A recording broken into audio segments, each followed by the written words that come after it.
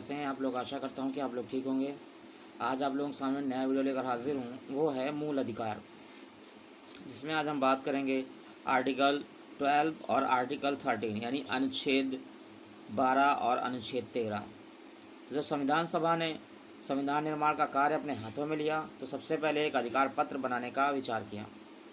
संविधान निर्माता चाहते थे कि इस अधिकार पत्र में भारत की विविधता समृद्ध सांस्कृतिक परंपरा के उन विशिष्ट मूल्यों एवं संकल्पनाओं का स्पष्ट रूप झलके जिनकी जड़ें राष्ट्रीय स्वाधीनता संग्राम की प्रेरणाओं में समाई हुई थी। संविधान सभा तथा उनकी समितियों में विभिन्न चरणों से गुजरने के बाद जल्दी ही एक व्यापक अधिकार पत्र तैयार हो गया। Doctor B.R. अम्बेडकर जी ने मूल अधिकारों के संबंधित संविधान के भाग 3 को सर्वाधिक आलोचित का भाग कहा था। इस पर 38 दिनों तक चर्चा हुई थी। उप समिति में 11 दिनों तक, सलाहकार समिति में 2 दिनों तक तथा संविधान सभा में 25 दिनों तक विचार विमर्श हुआ। मानवाधिकारों की सार्वभौम घोषणा के ठीक बाद भारत के संविधान में मूल अधिकार पत्र का समावेश विश्व के अन्य देशों की समकालीन लोकतंत्रात्मक तथा मानवीय प्रवृत्ति तथा संवैधानिक प्रथा के अनुरूप ही था। यह इस बात का प्रमाण था कि संविधान निर्माता सार्वभौम घोषणा के प्रतिपादित बुनियादी सिद्धांतों का समावेश करने तथा उन्हें कार्यान्वित करने के लिए कितने उत्सुक थे।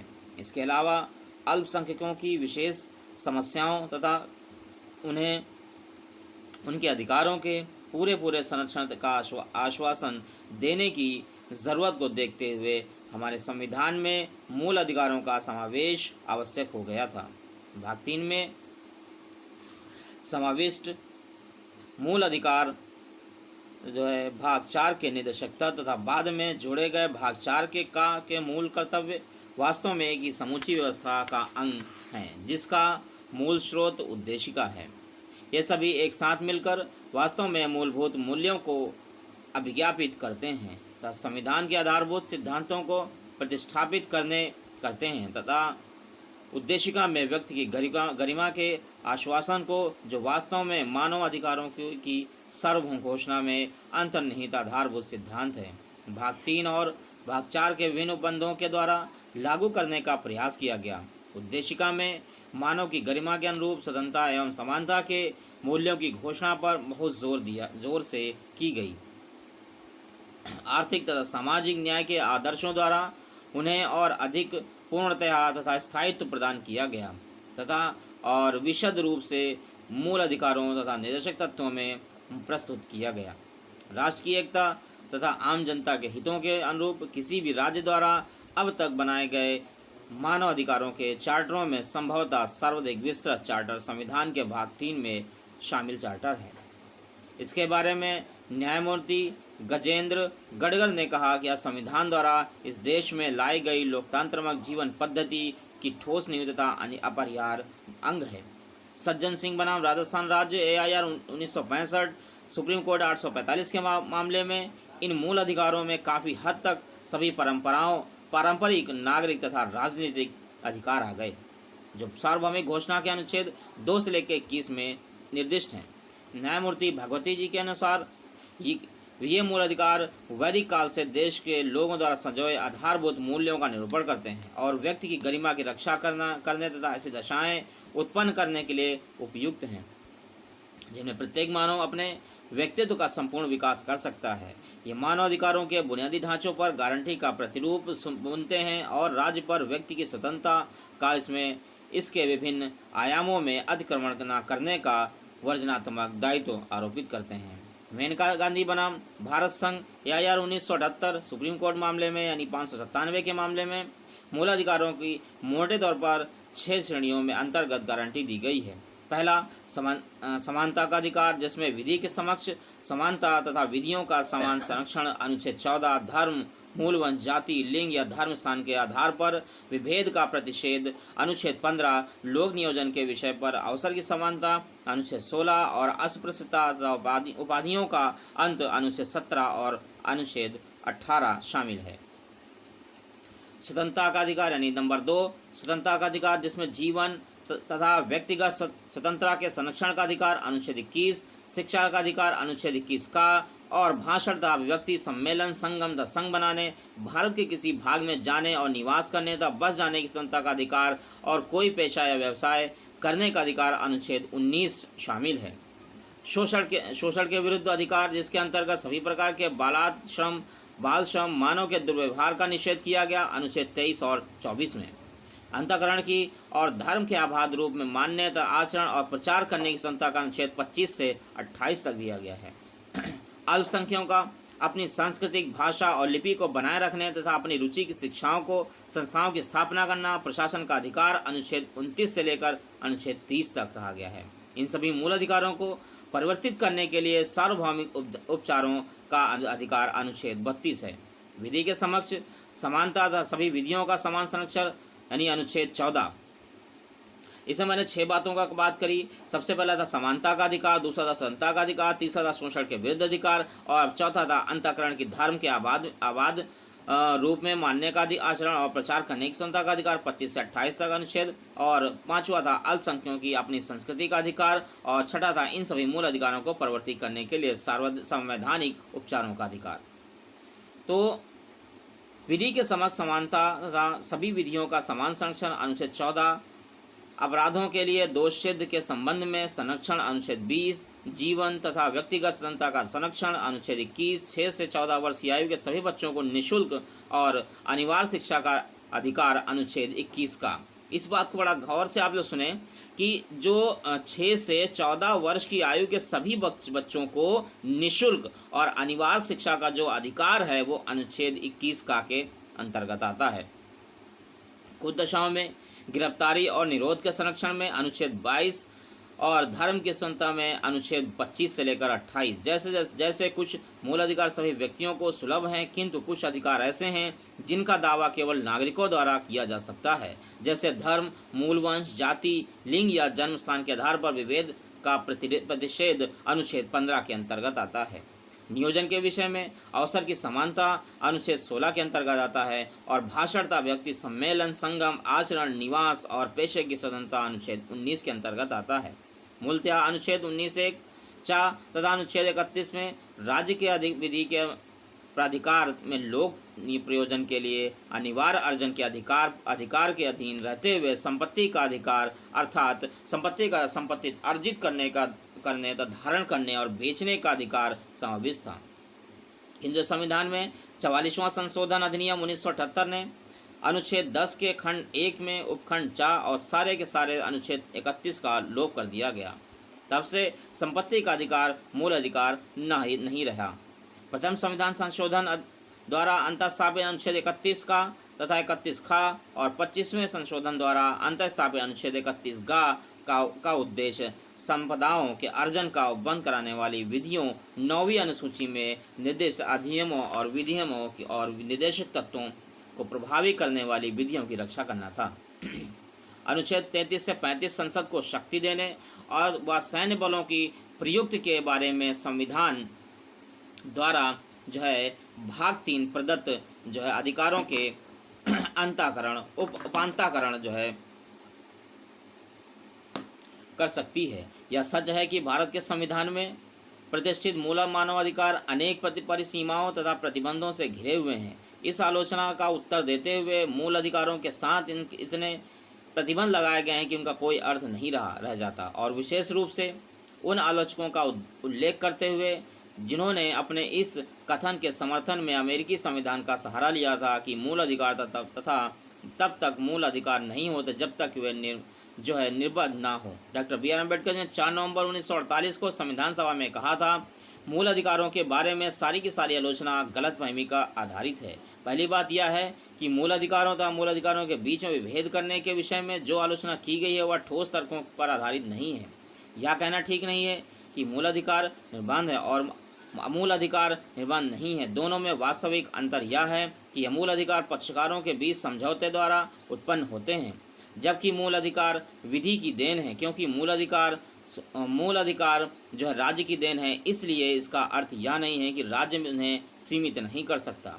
दूसरे, यह कहना गलत है कि अमेरिका में मूल अधिकार निर्बाध है। अमेरिका के उच्चतम न्यायालय ने आरक्षित शक्ति के सिद्धांत की कल्पना की और निर्बाध मूल अधिकारों की वकालत करने वाले इस तर्क पर खंडन किया कि प्रत्येक राज्य में आरक्षित शक्ति अंतर्निहित होगी।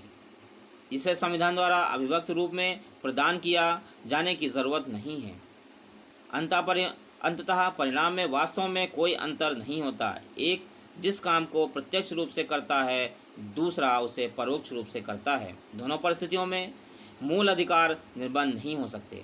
व्यक्ति को जो मूल अधिकार प्राप्त हैं वे राज्य की कार्यवाही पर रोक या प्रतिबंधों के रूप में हैं। जैसा कि मुख्य न्यायाधीश श्री पतंजलि शास्त्री ने कहा था कि संविधान के भाग 3 का एकमात्र उद्देश्य यह है कि उसमें वर्णित स्वतंत्रताओं तथा संविधान को अधिकारों को संरक्षण प्रदान किया जाना जाए ताकि राज्य मनमाने ढंग से उसका अंतर अतिक्रमण न कर सके। पश्चिम बंगाल राज्य बनाम Subodh Gopal Bose AIR 1954 supreme court मामला 92। किंतु अब उच्चतम न्यायालय का कुछ ऐसा विचार बन गया है कि मौलिक अधिकार केवल नकारात्मक अथवा राज्य के विरुद्ध नहीं है, वह राज्य के ऊपर हैं, कुछ दायित्व भी सौंपते हैं, अतः उनका एक सकारात्मक पक्ष भी है। इस प्रकार इसी से उस प्रथा का उद्भव हुआ जिसका नाम पड़ गया न्यायिक सक्रियतावाद और उससे संबंधित जनहित याचिकाओं का दौर। सुनील बत्रा बनाम दिल्ली प्रशासन AIR 1978 सुप्रीम कोर्ट मामला 1675, AIR 1980 सुप्रीम कोर्ट मामला 579, मेनका गांधी बनाम भारत संघ AIR 1978 सुप्रीम कोर्ट मामला 597, हुसैन आरा बनाम बिहार राज्य AIR 1979 सुप्रीम कोर्ट मामला 1369, शेर सिंह बनाम पंजाब राज्य AIR 1983 सुप्रीम कोर्ट मामला 465। डॉक्टर S राधाकृष्णन ने मूल अधिकारों को हमारी संभावना के साथ किया गया वादा असम में विश्व के साथ की गई संधि कहा गया है।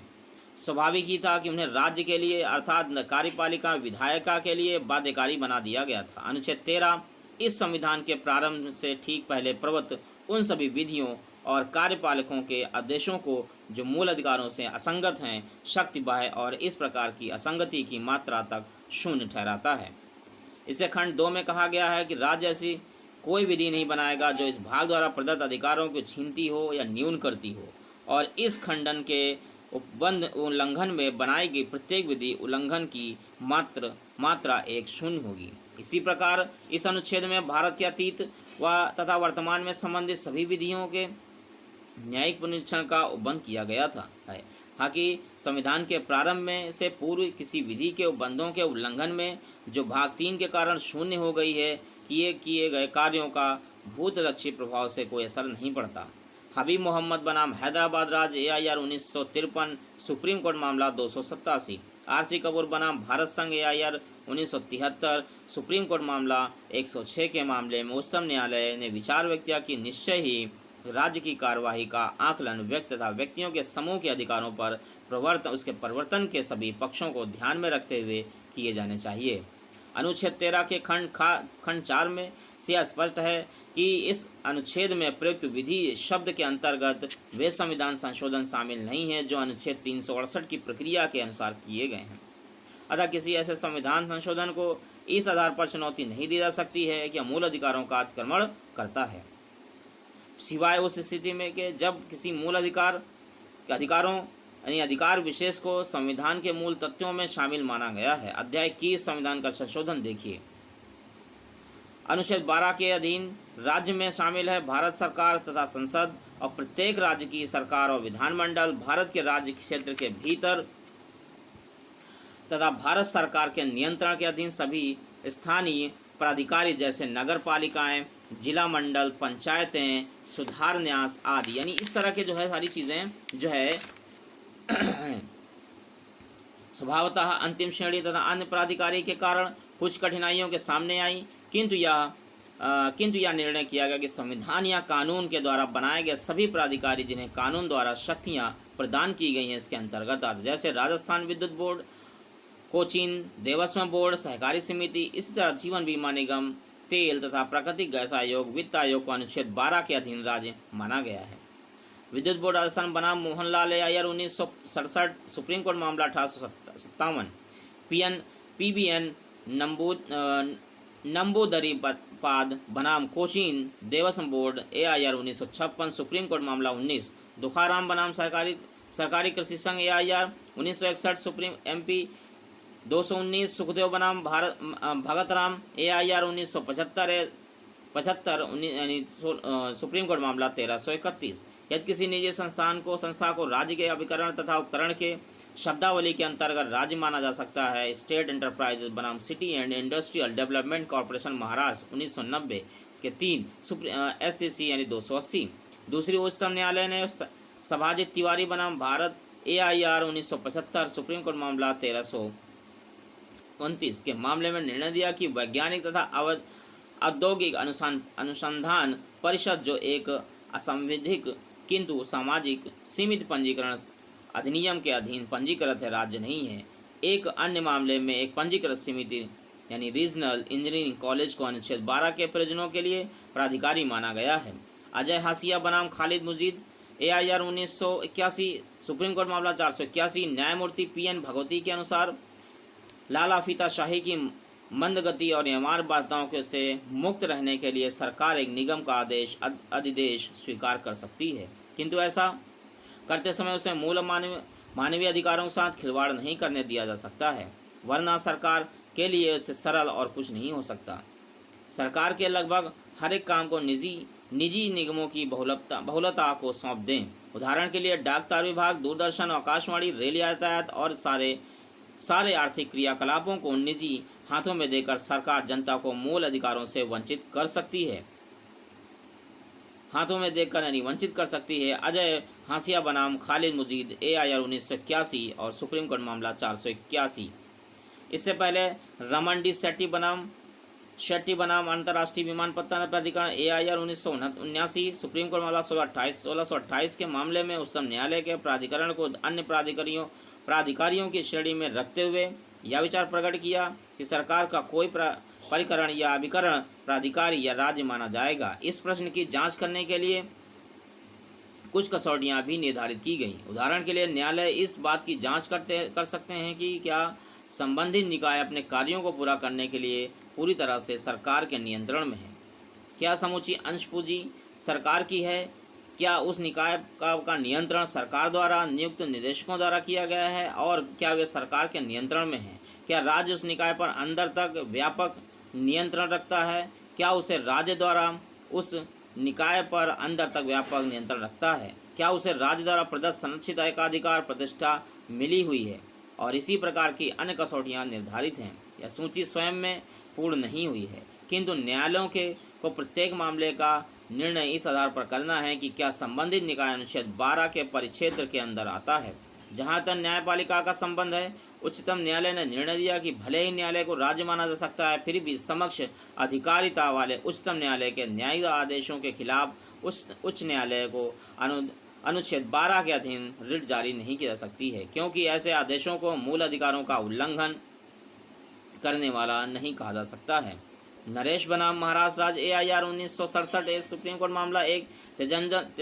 तेजेंद्र सिंह बनाम पेट्रोलियम कॉरपोरेशन 1986 के 4 SCC 237। पंजाब राज्य बनाम राजाराम 1981 2 यानी SCC 66। सोम प्रकाश बनाम भारत AIR 1981 सुप्रीम कोर्ट मामला 212। सुभाष कश्यप की पुस्तक कॉन्स्टिट्यूशनल लॉ ऑफ इंडिया 2008 भी देखिए, इसमें आपको सारी जानकारी आपको मिलेगी।